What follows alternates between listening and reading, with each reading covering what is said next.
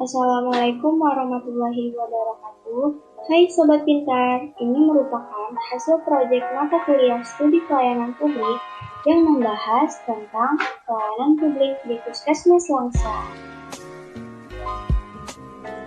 Kami mengundang Dr. Feni Afrika selaku Kepala Puskesmas sebagai narasumber dan melakukan tanya jawab secara langsung melalui Zoom.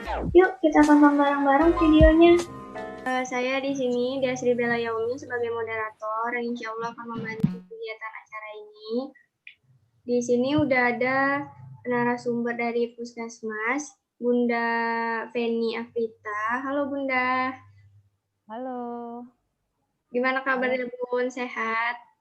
Alhamdulillah. Assalamualaikum. Waalaikumsalam. Waalaikumsalam warahmatullahi wabarakatuh. Kita membahas tentang apa sekarang ini namanya? Tentang pelayanan di Puskesmas. Pelayanan Puskesmas. Iya, dan juga kita undang narasumber sebagai publik ya? Iya, masyarakatnya, yaitu Mbak Anggun. Ada di sana, halo Mbak Anggun.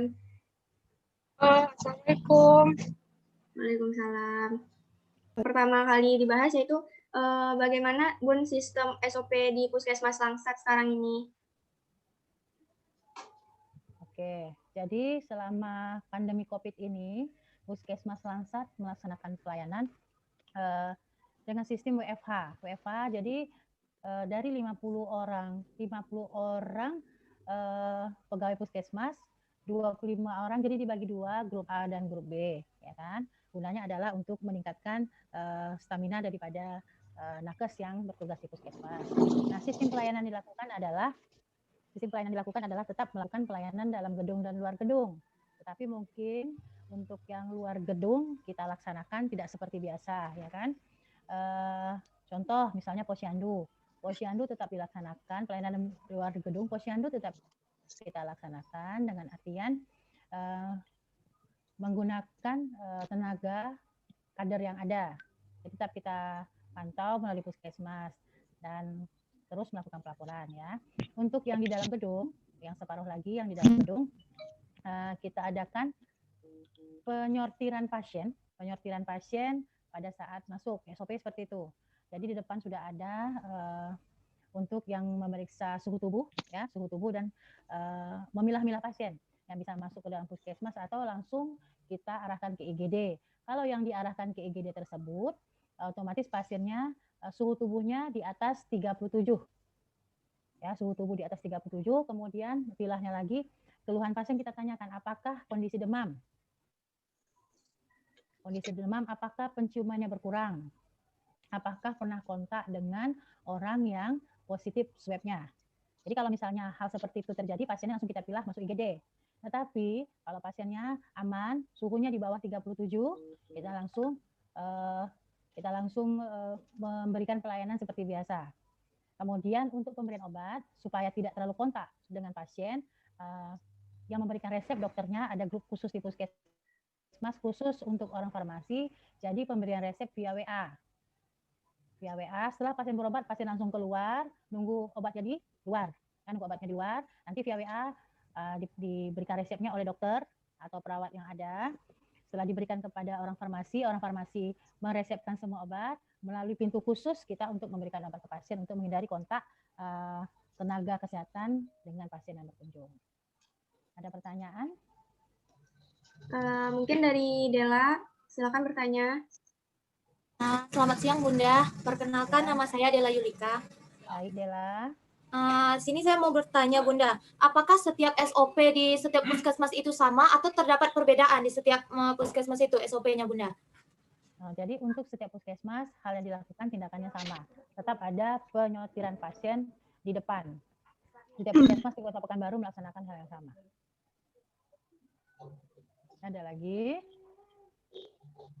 Silakan. Nah Bunda, saya mau bertanya lagi nih Bunda. Apa yang sering kali dikeluhkan oleh masyarakat terhadap pelayanan di puskesmas, Bunda? Kalau keluhan masyarakat terhadap pelayanan puskesmas untuk saat ini, kadang-kadang banyak masyarakat, bukan kadang-kadang ya, ada sebagian masyarakat yang menyatakan COVID-19 COVID-19 ini tidak berbahaya ya. Jadi mereka berkunjung ke puskesmas tersebut ya kadang-kadang cuma hanya sekedar cek tensi apa segala macam kan.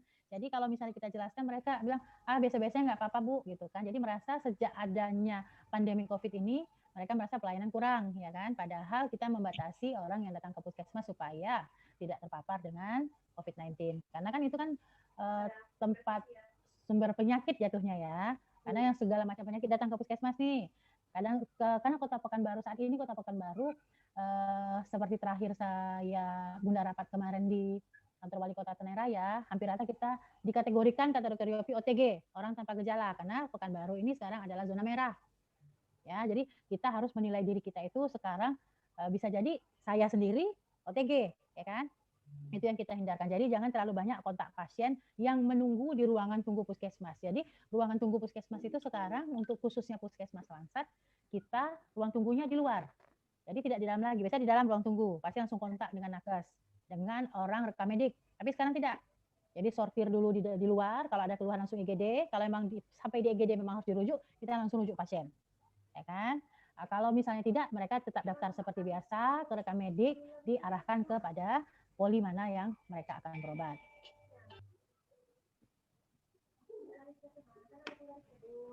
Siang Bunda. Ya, selamat siang. Assalamualaikum Chania. Waalaikumsalam Bunda.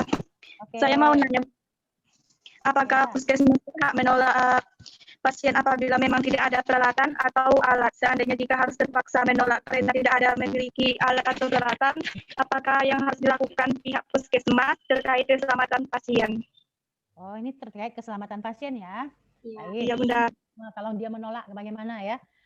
Selama ini alhamdulillah puskesmas Langsat tidak pernah namanya menolak pasien. Ya, Chania. Karena apa? Salah satu tugas dari pelayanan kesehatan puskesmas adalah memberikan pelayanan terbaik kepada masyarakat yang ada di wilayah kerjanya.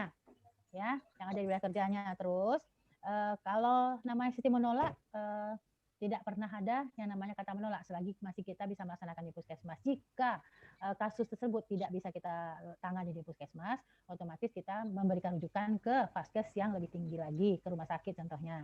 Nah, begitu Chania. Kalaupun seandainya ada peralatan yang kurang, biasanya itu saya sebagai kepala puskesmas per 6 bulan ya, per 6 bulan tetap memantau dengan petugas aset yang ada kira-kira apa saja aset atau keperluan yang kurang di puskesmas kalau untuk aset. Kemudian kalau untuk barang habis pakai, biasanya orang farmasi kita ada permintaan di RP2P namanya. Ya, ada permintaan khusus baik itu obat, barang habis pakai. Begitu. Jadi hampir tidak ada kata menolak kalau di puskesmas ya. Oke. Terima kasih. Iya, ada lagi? Ya, silakan. Selanjutnya Alfat. Alfa. Ya, Alfa ya. Assalamualaikum Bunda. Waalaikumsalam Alfat. warahmatullahi wabarakatuh. Alfat ya. Oke. Ya. Ini Alfat ingin bertanya kepada Bunda. Apakah ada kendala yang Bunda rasakan sebagai pemberi layanan kesehatan terhadap pandemi ini? Ya. Kendala saat ini untuk kita yang pemberi layanan kasus makin lama makin meningkat. Ya, sementara petugasnya namanya juga manusia biasa punya keterbatasan. Apalagi kalau di puskesmas itu rata-rata perempuan, ibu-ibu semua, kalau staf Bunda rata-rata ibu-ibu. Nah, Bunda sebagai pimpinan puskesmas, supaya layanan puskesmas tetap berjalan dengan baik, otomatis harus memanage, ada marketingnya, memanajemen semua kegiatan. Ada namanya, kalau di puskesmas itu ada namanya usaha kesehatan perorangan, usaha kesehatan masyarakat, ya, sama admin. Ya, ada itu di kegiatan akreditasi. Jadi biasanya itu kita ada sistem piket yang diatur oleh pengelola UKP-nya. Kalau seandainya pengelola UKP sudah menjalankan tugas dengan baik, dan alhamdulillah semuanya sudah teratur, sudah bagus. Tetapi kendala yang paling utama adalah kadangkala pas pegawai itu piket ada urusan urgent lain, misalnya dia sendiri yang sakit atau bagaimana. Nah, itu yang menjadi problem. Kemudian problem yang lain adalah kalau seandainya nih kita nakes kan kontak langsung dengan orang sakit.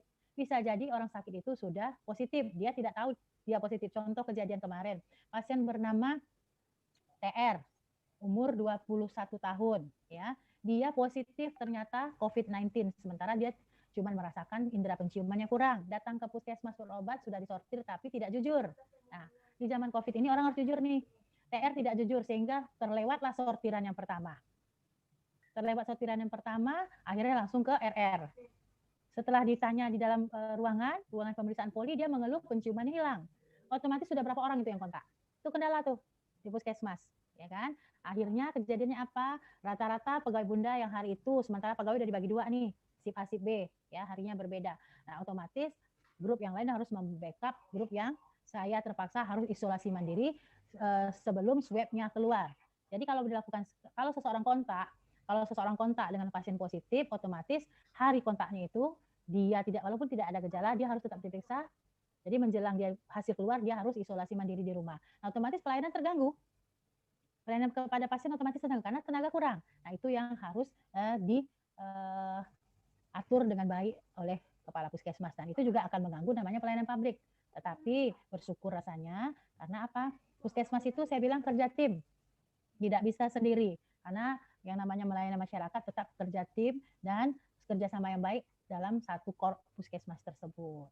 Jadi walaupun ada kendala, biasanya tidak terlalu lama, bisa dilakukan kondisi asal pimpinannya tetap pimpinan puskesmas tersebut cepat tanggap dengan kondisi yang ada. Oke, Alfat, ada lagi? Paham nggak maksud saya? Terlalu panjang ya? Paham. Terus bagaimana misalnya ada yang misalnya apakah pernah Bunda menemukan tenaga medisnya takut ketika mengobati atau melakukan tindakan terhadap orang yang terkena COVID? Ada Bunda pernah menemukan kayak gitu? Ada, yang terutama yang tua-tua. Jadi puskesmas Langsat itu banyak yang tua ya. Karena apa? Resiko umur di atas 50 tahun resiko tinggi ya untuk tertular COVID. Karena apa? Pengaruh usia, daya tahan tubuh orang seperti saya nih contohnya sudah hampir kepala 5 nih ya, sudah tua juga. Jadi ada rasa takut, cuman sebagai petugas kesehatan saya harus mengingatkan kepada staf di puskesmas, kita ada pelayanan masyarakat. Jadi bekerjalah dengan hati ya. Kalau tidak bekerja dengan hati, semua akan terasa berat. Dan bismillah, mudah-mudahan ditolong dan dibantu, dilindungi oleh Allah Subhanahu wa taala, gitu saja. Ya, namanya petugas, kita udah disumpah. Jadi saya selalu mengingatkan di WA kita sejak Covid ini biasanya saya apel tiap pagi. Sejak Covid tidak pernah apel lagi, kecuali saya tetap memantau kegiatan semua staf puskesmas melalui WA grup puskesmas. Jadi saya bilang kita adalah pelayan masyarakat, bekerja dengan hati agar segala sesuatu terasa ringan. Ya, oke. Mana Fami? Alfat Fami? Terima kasih Bunda, udah paham. Oke, paham. Ada yang lain? Selanjutnya dari narasumber masyarakatnya sebagai penerima pelayanan publik, ada pertanyaan dulu buat Mbak Anggun. Oke. Buat Mbak Anggun nih, rasa-rasa sebagai masyarakat itu apa yang kurang dari pelayanan puskesmas?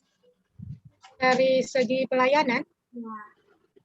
Oh, dari segi pelayanannya itu tidak ada. Kalau dari segi pelayanan mereka memberikan informasinya sudah sangat jelas.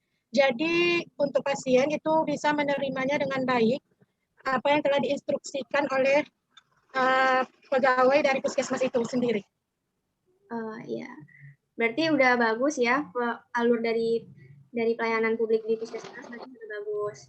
Selanjutnya ada lagi yang mau ditanyakan dari teman-teman? Dari Safitri barangkali? Ada.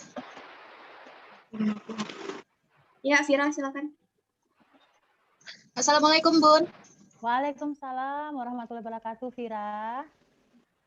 Ya Bun, Vira mau bertanya, bagaimana alur pelayanan puskesmas untuk pasien yang akan dirawat inap? Oke, untuk pasien dirawat inap. Kalau untuk pasien dirawat inap, biasanya itu pasien-pasien IGD ya, rawat inap. Nah, kalau biasanya pasien di puskesmas itu ini loh, Vira, seringnya ngambil rujukan. Kalau untuk rawat inap biasanya itu langsung ke rumah sakit, tapi tetap melalui rujukan puskesmas. Kecuali kalau datang ke klinik, datang ke puskesmas dengan kondisi pasiennya demam tinggi. Nah, biasanya kita langsung rujuk tuh, Vira. Ya, langsung rujuk kalau untuk ke rawat inapnya, karena puskesmas Langsat adalah puskesmas rawat jalan. Ya, jadi kita untuk rawat inap sesuai dengan kasus yang ada. Tapi pada saat ini untuk rawat inap di puskesmas Langsat sementara belum ada. Ya, kecuali yang isoman ya, isolasi mandiri. Isolasi mandiri karena kasus COVID. Nah, Bun, biasanya yang isolasi mandiri itu dia dipantaunya gimana tuh Bun sama puskesmasnya? Jadi apa tadi pertanyaannya? Untuk bagi orang-orang yang dapat isolasi mandiri yang dinyatakan positif tadi, dia berarti isolasi mandirinya di rumah kan Bunda? Ya, Itu isoman itu cara pihak puskesmas untuk memantaunya itu gimana ya Bunda? Nah, kalau untuk isoman biasanya kita pantau via telepon atau via WA. Ya. Kemudian sesuai dengan peraturan revisi 5 yang terbaru, isoman itu tidak boleh di rumah lagi. Isoman itu dilaksanakan oleh pemerintah. Oleh pemerintah, gimana dimatikan? Oh, dilaksanakan oleh pemerintah. Jadi ada beberapa tempat yang sudah disiapkan oleh pemerintah saat ini. Jadi untuk kemarin sebelum ada revisi 5 dan peraturan dari Pemprov yang terbaru serta Pemko yang terbaru, puskesmas melakukan isoman kepada pasien yang 14 hari di rumah ya, isomannya itu 14 hari di rumah.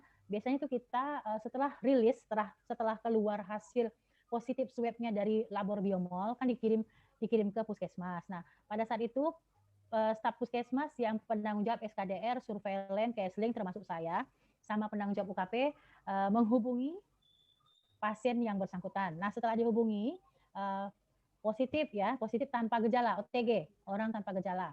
Nah, kalau orang tanpa gejala ini biasanya dilakukan namanya isolasi mandiri. Kalau isolasi mandiri ini biasanya kita minta langsung nomor kontaknya. Dari nomor kontak tersebut kita tetap memfollow up pasien. Bagaimana kondisinya Bapak Ibu?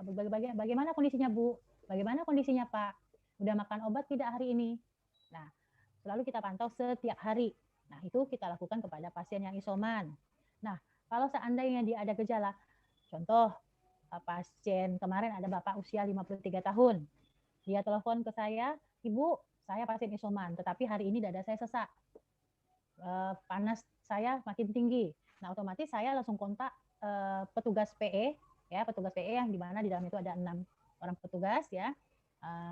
Terus kita lakukan namanya pemantauan langsung ke tempat. Nah, kita akan bilang ke bapak-bapak, kalau kondisi bapak seperti itu, kita harus periksa bapak, keadaan umumnya bagaimana, tekanan darah bagaimana, denyut nadinya bagaimana, nafasnya bagaimana. Kalau semuanya kalau bermasalah salah satunya, dia tetap akan kita rujuk ke rumah sakit.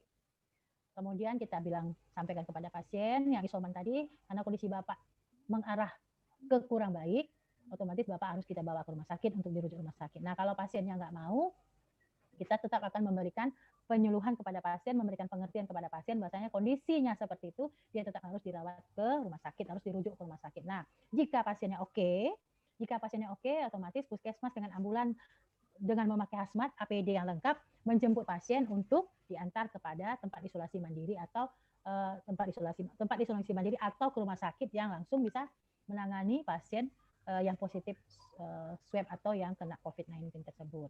Jika pasiennya tidak oke, sementara rumahnya memang tidak oke juga untuk dia supaya isoman, pasien tersebut tetap juga kita lakukan isoman di tempat-tempat yang sudah ditentukan. Kalau dia nggak oke, otomatis saya langsung menelpon Kapolsek.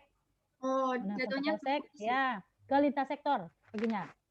Ya, saya telepon Kapolsek, saya telepon camat, kemudian camat nanti menelpon RT RW yang ada di lokasi pasien tersebut. Nah, jika nggak mau juga, kami tim gugus depan COVID Sukajadi turun ke lapangan untuk memaksa pasien supaya mau dirawat. Ya, karena kondisinya seperti itu akan membahayakan orang lain. Iya. Oke, paham. Itu adalah salah satu pelayanan publik di luar gedung. Ya, oke. Itu kategori untuk di luar gedung ya, Bunda? Iya. Iya. Selanjutnya, Safitri ada yang mau ditanyakan? Ya. Assalamualaikum warahmatullahi wabarakatuh. Waalaikumsalam warahmatullahi wabarakatuh. Baik, Bu, kali ini saya akan bertanya tentang pelayanan BPJS. Pertanyaan saya, apakah ada perubahan cara pandang masyarakat tentang kebutuhan kesehatan mereka, dan bagaimana juga sudut pandang Anda sebagai tenaga kesehatan dalam menyikapi adanya BPJS ini? Terima kasih, Bu. Yang pertama kita bahas ya, untuk cara pandang masyarakat terhadap pelayanan BPJS pada saat ini, bersyukur rasanya pelayanan BPJS sudah mengarah ke lebih baik lagi daripada biasa ya. Karena apa? Semuanya sudah ini kan sesuai dengan apa namanya? Prosedur. Pakai aplikasi. Oh. Sudah menggunakan aplikasi dan prosedur yang tepat. Ya. Jadi kalau seandainya ada 155 penyakit yang masih bisa ditangani puskesmas, kita akan layani di puskesmas. Jika pelayanan 155 penyakit ini tidak bisa lagi dilayani puskesmas, baru kita namanya mengadakan rujukan. Nah, rujukan itu tidak boleh pula sembarangan lagi. Rujukan itu sudah dipilah-pilah oleh BPJS. Misalnya nggak langsung harus ke rumah sakit tipe A atau tipe B, harus ke tipe D dulu dan tipe C. Dari tipe D ke tipe C baru ke tipe A atau tipe B rumah sakitnya. Jadi sudah bertingkat dan berjenjang. Dan saat ini pelayanan BPJS sudah lumayan bagus karena tidak membedakan lagi. Yang dulu kata orang kan membedakan, oh ini PNS, oh ini pegawai biasa ya. Tetap pelayanan terbaik. Dan kalau seandainya masyarakat itu ada keluhan, kan sudah ada namanya untuk menampung keluhan masyarakat dari BPJS-nya. Kalau cara pandang saya sebagai tenaga kesehatan tentang BPJS, dan saya juga salah satu pengguna BPJS, saat ini pelayanan BPJS sudah jauh lebih baik daripada dulu. Ya, semuanya sudah terarah, teratur sesuai dengan prosedur yang ada. Berarti udah nggak ada lagi diskriminasi ya Bunda? Biasanya nggak ada, setahu saya nggak ada lagi diskriminasi. Kalau seandainya terjadi seperti itu, biasanya pasien yang berkunjung itu tetap ada namanya penampung keluhan masyarakat. Kita bisa nampung, dan itu kan kita bahas setiap ada meeting di puskesmas. Dan itu akan kita sampaikan kepada BPJS karena kepala puskesmas itu tetap akan diundang oleh BPJS untuk memantau sejauh mana tingkat pelayanan kepada masyarakat yang sudah dilakukan puskesmas dan bekerjasama dengan BPJS. Jadi setiap bulan kita dievaluasi oleh BPJS. Nah, dari wawancara tersebut dapat kita simpulkan bahwa pelayanan publik di Puskesmas Langsat masih dilaksanakan baik dalam gedung ataupun di luar gedung, di mana tenaga medis yang ada di Puskesmas Langsat yang berjumlah 50 orang dibagi menjadi 2 kelompok yang akan memberikan pelayanan secara bergantian. Sebelum melakukan pelayanan, pasien yang datang ke puskesmas akan dicek suhu tubuhnya terlebih dahulu. Apabila suhu tubuhnya melebihi 37 derajat, dalam keadaan demam, indera perasa dan penciumannya berkurang, atau pernah kontak fisik dengan pasien yang positif corona, akan dimasukkan ke dalam ruang IGD. Pemberian resep obat dikirim melalui pesan WA, mengurangi kontak fisik dengan pasien tersebut. Untuk SOP pelayanan yang ada pada Puskesmas Langsat pada umumnya sama dengan pelayanan puskesmas lainnya. Untuk pelayanan pasien BPJS, menurut narasumber sudah jauh lebih baik, karena sekarang tidak ada lagi perbedaan pelayanan antara pasien umum dan pasien BPJS. Untuk penanganan kesehatan, selagi masih bisa dilayani di puskesmas, pasien tidak akan dirujuk ke rumah sakit. Terkadang, dalam pelayanan kesehatan seperti sekarang ini, banyak kendala yang dihadapi, seperti pasien yang tidak mematuhi protokol kesehatan karena tidak percaya dengan adanya corona, tenaga medis yang jumlahnya sedikit, tenaga medis yang sudah lanjut usia, serta kebanyakan tenaga medis yang perempuan.